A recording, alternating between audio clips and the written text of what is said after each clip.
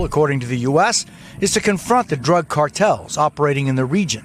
The president is prepared to use every element of American power to stop drugs from flooding into our country and to bring those responsible to justice. An allegation Maduro has denied. The DEA has seized 30 tons of cocaine linked to Maduro and his associates, with nearly 7 tons linked to Maduro himself. The Trump administration doubling the reward for Maduro's arrest to $50 million, accusing him of being the head of the Cartel de los Soles, responsible for trafficking fentanyl-laced cocaine into the U.S. 40 Venezuelan fast attack boats suddenly closed in on a lone U.S. supply vessel in the Pacific. Backed by cruise missiles and fighter jets, the order was clear: overwhelm, board, and humiliate the Americans. To South America now, and the rising tensions between the U.S. and Venezuela. Officials in Washington sending several U.S. warships to the southern Caribbean, and now there are growing questions about what it's all for. Break it into pieces and steal its riches.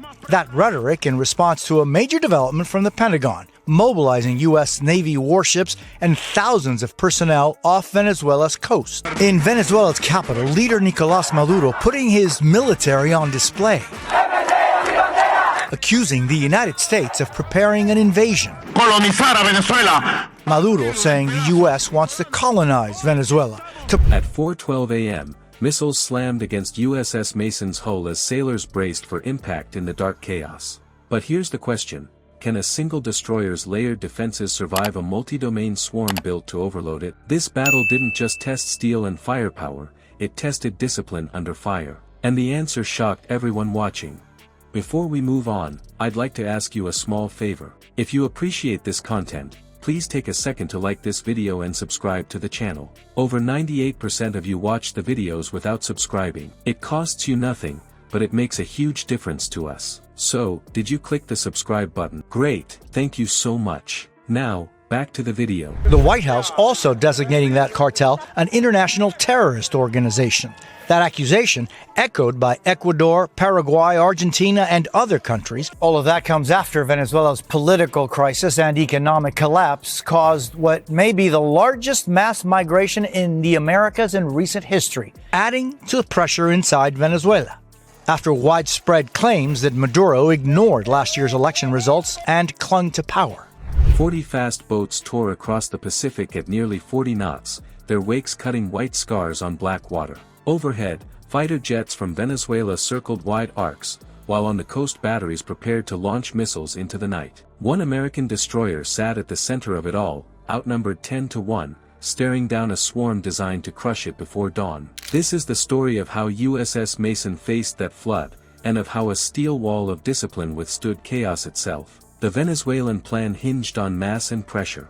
The tactics were straight from the playbook of swarm warfare: numbers first, confusion second, and the final blow delivered by psychological intimidation. I'm Christine Frizzau in Washington, where there appears to be an escalation in the strategy by the Trump administration to fight back against drug cartels inside Venezuela. Up to this point, U.S.-led attacks on so-called drug boats from Venezuela have taken place in international waters, and that could include attacks on the ground following weeks of a military buildup in the region. Small boats raced toward Mason, not just for attack, but also to broadcast threats into open channels. Every sailor could hear the calls, every taunt meant to dig at nerve endings before the first shot was fired. You can imagine how sharp silence of the bridge felt as men listened to voices daring them to run, warning them to surrender.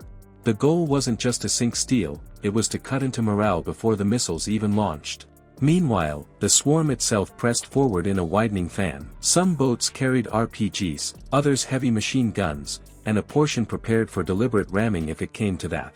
Each vessel was cheap, disposable, and deadly at knife fight distances. The math was grim: if even a third made it through the defenses, Mason's outer decks would be shredded in moments. That's how swarm warfare works. You don't need every shot to hit, only enough to break the timing of a single layered defense. By air, Venezuelan Su-30s banked from the south and let loose volleys of unguided rockets. These weren't neatly guided weapons, they were volume fire meant to saturate radars and force constant responses from counter-systems. Their role was simple: keep the target crew busy, fill scopes with noise, and open a window for heavier blows. At that exact window, coastal missile batteries released KH-31A supersonic weapons. They screamed in low, faster than the eye could track, streaking toward Mason's starboard side. At exactly 4:12 a.m., one missile got through. The warhead exploded close enough to rattle the entire ship. Steel groaned, the shock wave slammed sailors from bunks below deck, and smoke spread through corridors. In the dark, men gasped awake into a battle already tearing across every sensor. For a heartbeat, Mason looked more like a fortress under siege than a warship in control. You've seen a dam face a flood. This was the same idea, except the flood was steel and fire, and the dam had to fight back. Layer upon layer, Mason's defenses lit the sea.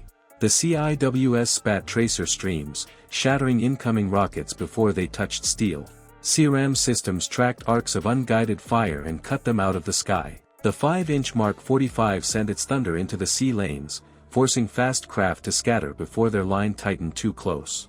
Each layer was designed to cover a gap the other might miss. The crew drilled for this exact nightmare, where an attack came from sea, air, and land in perfect overlap. The soundscape was relentless. Sirens and damage control calls, automatic gunfire hammering at hundreds of rounds per second, radio reports shouting over Venezuelan threats blasting wide. But through all of it, training held. Sailors controlled flooding. Fires were isolated. Gunners rotated seamlessly when one station silenced. Against a tide of 40 fast attack boats, and under the shadow of fighters pouring rockets from above, order did not collapse. For the next 20 minutes, chaos clawed at every defense line Mason had. Still, the ship endured. The swarm 5 miles out tightened, tried its runs, and broke under counterfire. RPG flashes blossomed and were extinguished in bursts from deck guns. Boats aiming for collision hit nothing but water torn apart by shrapnel. Precision wasn't the weapon, discipline was. The destroyer absorbed missile strikes, it bled smoke into the night, but it did not fracture. By the end of the first wave, Mason was scarred but very much alive. Venezuela's grand show of speed and fury was met by a warship that refused to buckle. Mass and bravado were supposed to shake it into surrender, but layered defense and drilled precision cut that ambition short. And yet, this was only the opening strike. What came next would not be defense at all, but a counterstroke that reset everything. The swarm was built to humiliate. Yet in the end it exposed a lesson: order and integrated defenses outlast reckless charges every time. Venezuelan forces lost craft, men, and momentum. The United States endured smoke and scars but, as one account stated, not a single sailor killed. The sea did not reward reckless glory, it belongs to those with order, responsibility, and discipline.